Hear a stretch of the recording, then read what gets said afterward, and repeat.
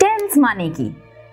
Tense মানে হলো ক্রিয়া সম্পন্ন করার সময়কালকে টেন্স বলা হয়, যেই সময় কাজটা সম্পন্ন হয়েছে।